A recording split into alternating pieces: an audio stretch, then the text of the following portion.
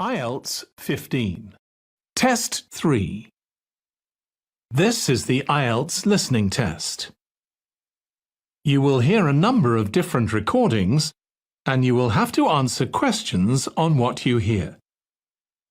There will be time for you to read the instructions and questions, and you will have a chance to check your work. All the recordings will be played once only. The test is in 4 parts. At the end of the test, you will be given 10 minutes to transfer your answers to the answer sheet. Now turn to Part 1.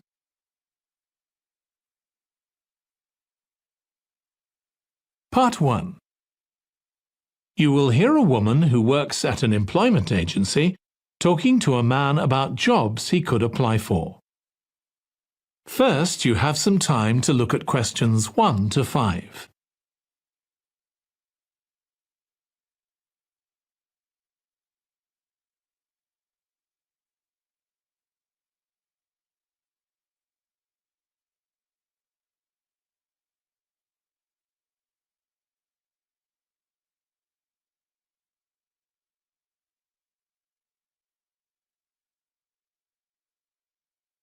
Now listen carefully and answer questions 1 to 5. Good morning. Thanks for coming in to see us here at the agency, Joe. I'm one of the agency representatives and my name's Sally Baker. Hi, Sally. I think we spoke on the phone, didn't we? That's right, we did. So thank you for sending in your CV. We've had quite a careful look at it, and I think we have 2 jobs that might be suitable for you. OK. The first one is in a company based in North London.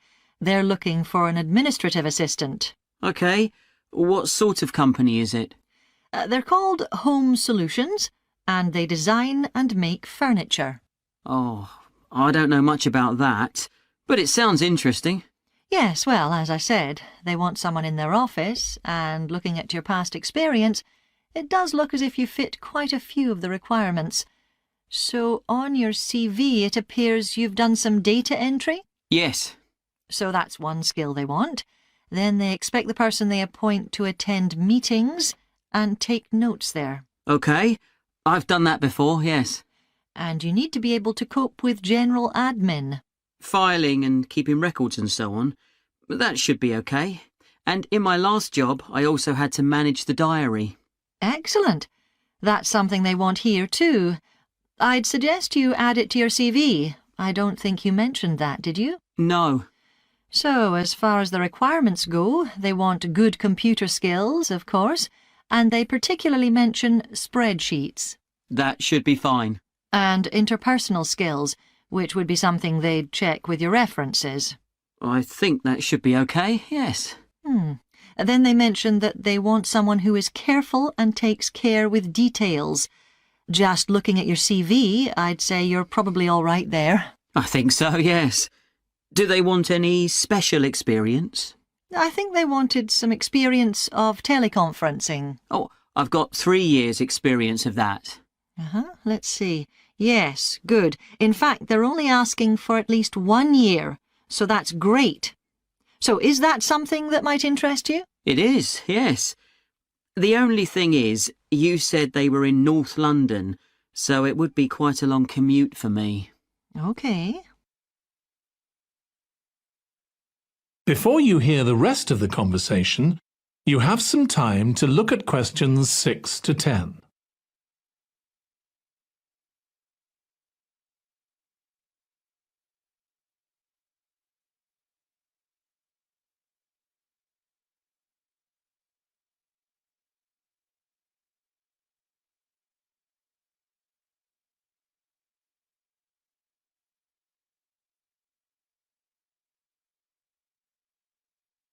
Now listen and answer questions 6 to 10.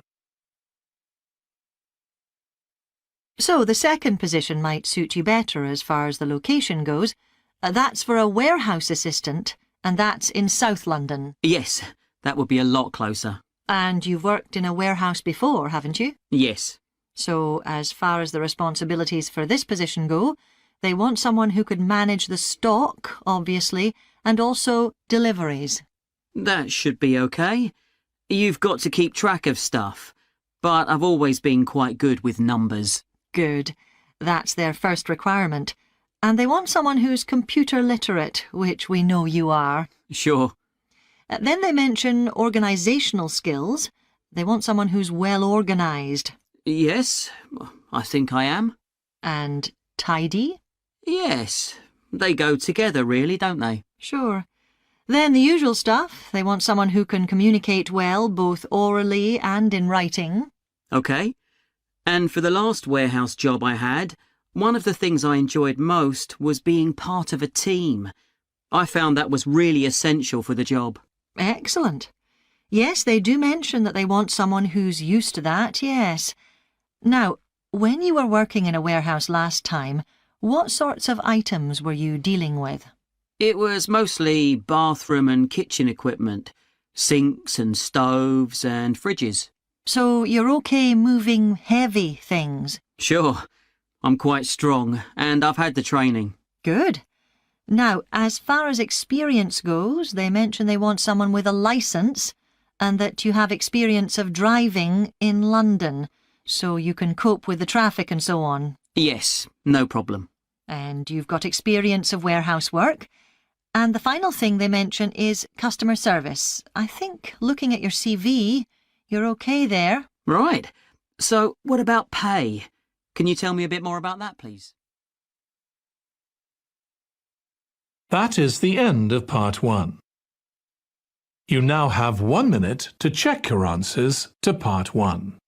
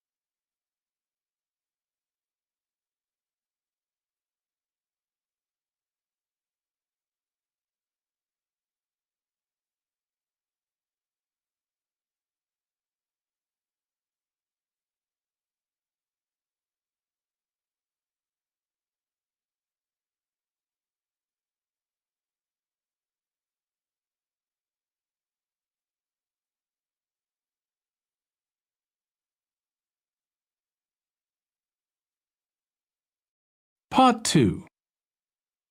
You will hear a woman called Alice Riches talking on the radio about a scheme which involves closing streets to traffic to allow children to play. First, you have some time to look at questions 11 to 16.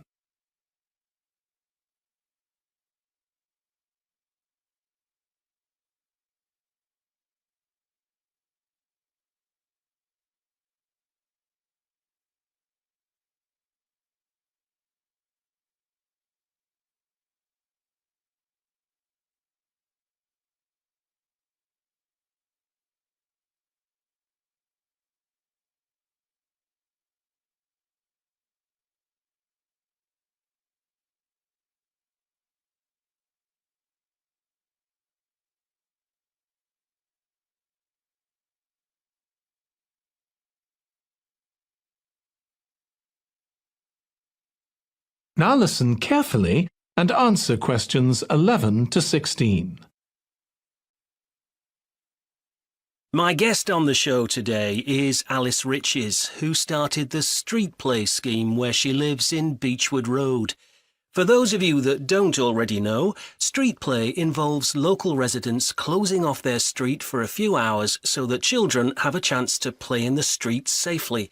She started it in her own street, Beechwood Road, and the idea caught on. And there are now street play schemes all over the city. So when did you actually start the scheme, Alice? Well, I first had the idea when my oldest child was still a toddler. So that's about 6 years ago now. But it took at least 2 years of campaigning before we were actually able to make it happen. So the scheme's been up and running for 3 years now. We'd love to be able to close our road for longer, for the whole weekend, from Saturday morning until Sunday evening, for example. At the moment, it's just once a week. But when we started, it was only once a month. But we're working on it. So what actually happens when Beechwood Road is closed? We have volunteer wardens, mostly parents, but some elderly residents too, who block off our road at either end. The council have provided special signs, but there's always a volunteer there to explain what's happening to any motorists. Generally, they're fine about it. We've only had to get the police involved once or twice. Now, I should explain that the road isn't completely closed to cars, but only residents' cars are allowed. If people really need to get in or out of Beechwood Road, it's not a problem, as long as they drive at under 20 kilometres per hour. But most people just decide not to use their cars during this time, or they park in another street. The wardens are only there to stop through traffic. So can anyone apply to get involved in street play? Absolutely. We want to include all kids in the city, especially those who live on busy roads. It's here that demand is greatest. Obviously, there isn't such demand in wealthier areas where the children have access to parks or large gardens, or in the suburbs where there are usually more places for children to play outside. I'd recommend that anyone listening who likes the idea should just give it a go. We've been surprised by the positive reaction of residents all over the city, and that's not just parents. There are always a few who complain, but they're a tiny minority. On the whole, everyone is very supportive and say they're very happy to see children out on the street, even if it does get quite noisy. Before you hear the rest of the conversation, you have some time to look at questions 17 to 20.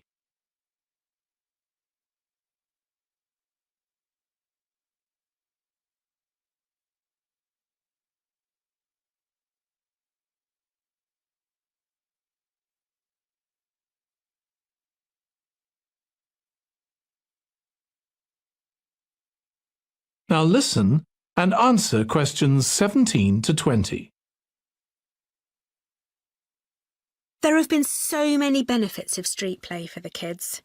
Parents really like the fact that the kids are getting fresh air instead of sitting staring at a computer screen, even if they're not doing anything particularly energetic. And of course, it's great that kids can play with their friends outside without being supervised by their parents. But for me, the biggest advantage is that kids develop confidence in themselves to be outside without their parents. The other really fantastic thing is that children get to know the adults in the street. It's like having a big extended family. It certainly does have a lot of benefits. I want to move on now and ask you about a related project in King Street. Right. Well, this was an experiment I was involved in, where local residents decided to try and reduce the traffic along King Street, which is the busiest main road in our area, by persuading people not to use their cars for one day. We thought about making people pay more for parking, but we decided that would be really unpopular. So instead, we just stopped people from parking on King Street, but left the other car parks open. It was surprising how much of a difference all this made. As we'd predicted, air quality was significantly better. But what I hadn't expected was how much quieter it would be, even with the buses still running. Of course, everyone said they felt safer, but we were actually amazed that sales in the shops went up considerably that day. We thought there'd be fewer people out shopping, not more. That's really interesting. So the fact that the street was... That is the end of part 2. You now have 30 seconds to check your answers to part 2.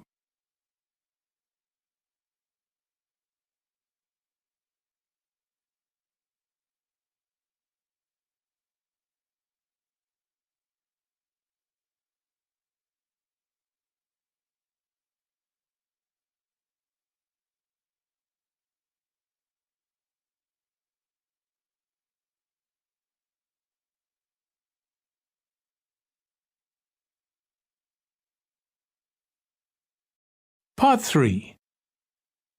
You will hear two students, called Hazel and Tom, talking about Hazel's Media Studies assignment. First, you have some time to look at questions 21 to 26.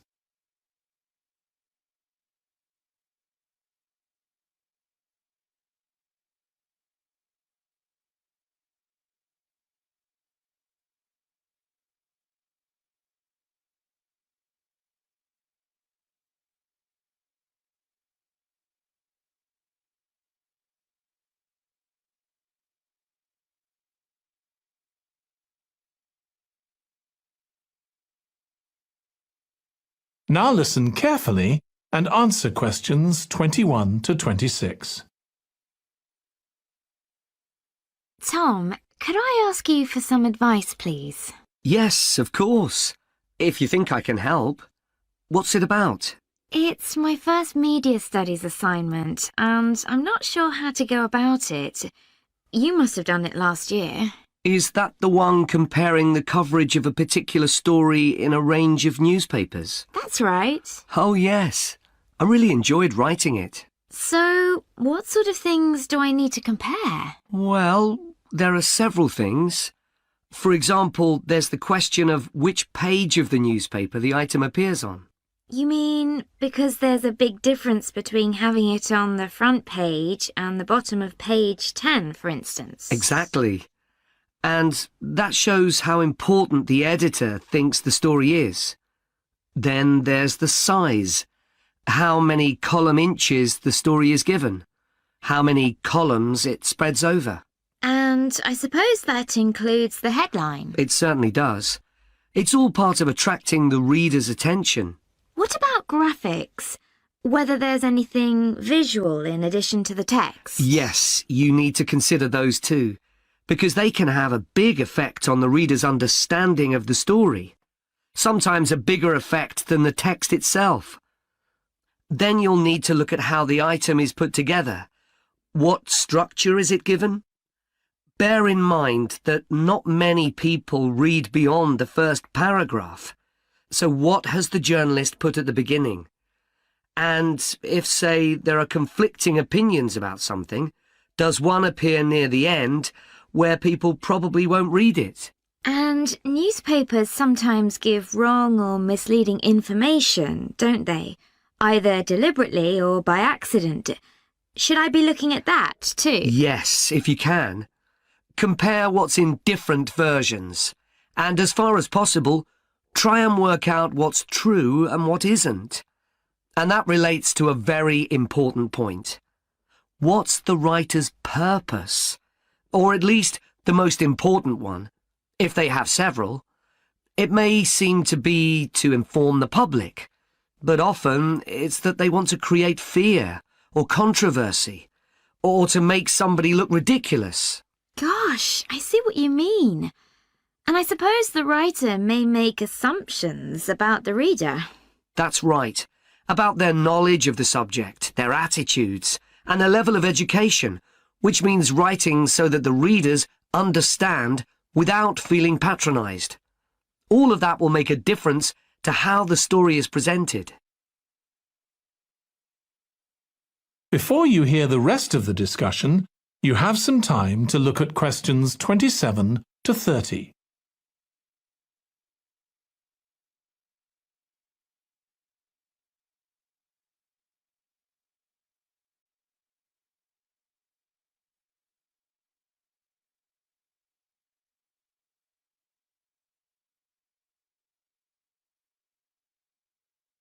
Now listen and answer questions 27 to 30. Does it matter what type of story I write about? No. National or international politics, the arts, anything, as long as it's covered in 2 or 3 newspapers. Though, of course, it'll be easier and more fun if it's something you're interested in and know something about. And on that basis, a national news item would be worth analysing. I'm quite keen on politics, so I'll try and find a suitable topic. What did you choose for your analysis, Tom? I was interested in how newspapers expressed their opinions explicitly. So I wanted to compare editorials in different papers, but when I started looking, I couldn't find two on the same topic that I felt like analysing. In that case, I won't even bother to look. So in the end, I chose a human interest story, a terribly emotional story about a young girl who was very ill, and lots of other people, mostly strangers, raised money so she could go abroad for treatment. Actually, I was surprised. Some papers just wrote about how wonderful everyone was, but others considered the broader picture, like why treatment wasn't available here. I usually find stories like that raise quite strong feelings in me. I'll avoid that. Perhaps I'll choose an arts topic, like different reviews of a film or something about funding for the arts. I'll think about that. Yes, that might be interesting. Okay, well, thanks a lot for your help, Tom. It's been really useful. You're welcome. Good luck with the assignment, Hazel. That is the end of Part 3. You now have 30 seconds to check your answers to Part 3.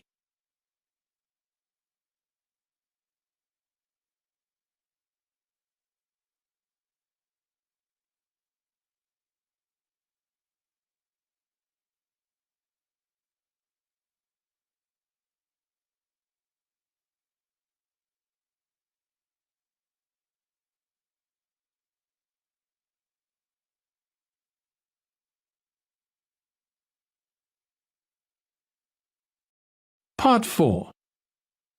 You will hear part of a lecture on the early history of keeping clean.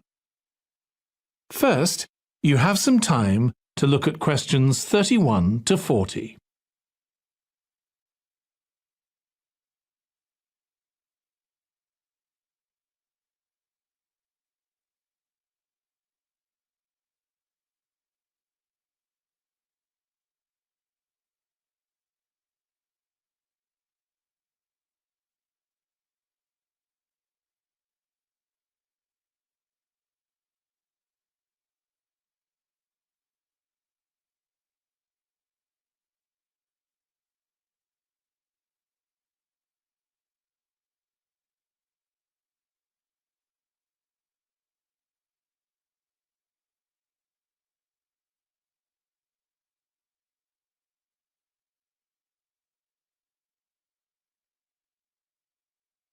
Now listen carefully and answer questions 31 to 40.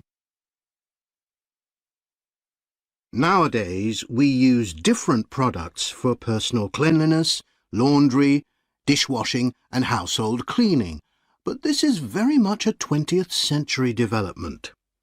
The origins of cleanliness date back to prehistoric times. Since water is essential for life, the earliest people lived near water and knew something about its cleansing properties, at least that it rinsed mud off their hands. During the excavation of ancient Babylon, evidence was found that soap making was known as early as 2800 BC. Archaeologists discovered cylinders made of clay, with inscriptions on them saying that fats were boiled with ashes. This is a method of making soap, though there's no reference to the purpose of this material. The early Greeks bathed for aesthetic reasons and apparently didn't use soap. Instead, they cleaned their bodies with blocks of sand, pumice and ashes, then anointed themselves with oil and scraped off the oil and dirt with a metal instrument known as a strigil. They also used oil mixed with ashes. Clothes were washed without soap in streams. The ancient Germans and Gauls are also credited with discovering how to make a substance called soap, made of melted animal fat and ashes. They used this mixture to tint their hair red. Soap got its name, according to an ancient Roman legend, from Mount Sapo, where animals were sacrificed, leaving deposits of animal fat. Rain washed these deposits, along with wood ashes, down into the clay soil along the River Tiber. Women found that this mixture greatly reduced the effort required to wash their clothes. As Roman civilization advanced, so did bathing. The first of the famous Roman baths, supplied with water from their aqueducts, was built around 312 BC. The baths were luxurious, and bathing became very popular. And by the 2nd century AD, the Greek physician Galen recommended soap for both medicinal and cleansing purposes.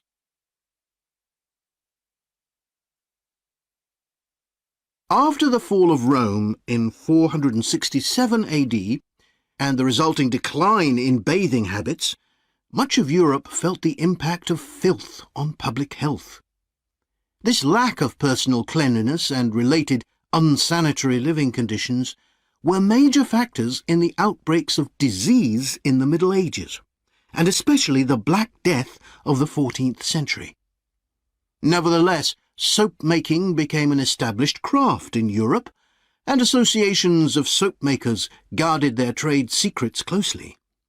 Vegetable and animal oils were used with ashes of plants, along with perfume, apparently for the first time. Gradually, more varieties of soap became available for shaving and shampooing, as well as bathing and laundering. A major step toward large-scale commercial soap-making occurred in 1791, when a French chemist, Nicolas Leblanc, patented a process for turning salt into soda ash, or sodium carbonate. Soda ash is the alkali obtained from ashes that combines with fat to form soap. The Leblanc process yielded quantities of good quality, inexpensive soda ash.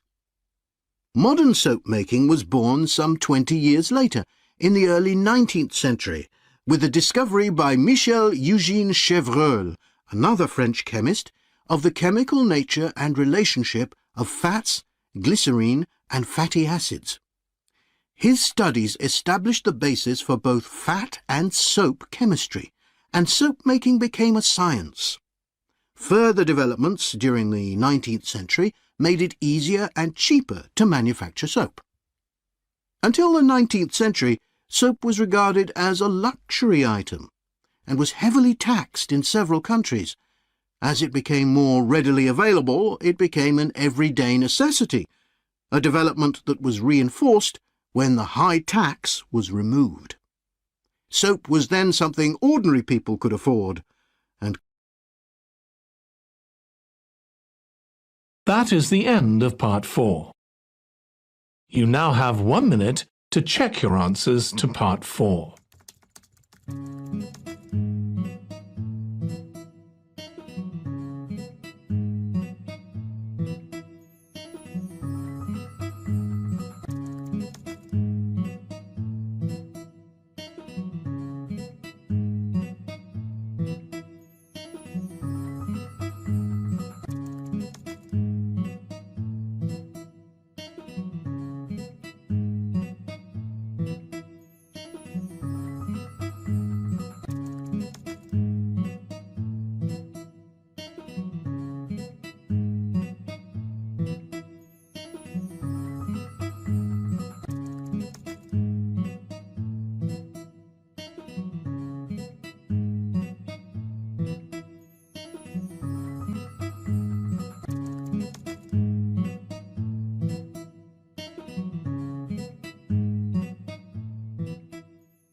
That is the end of the listening test.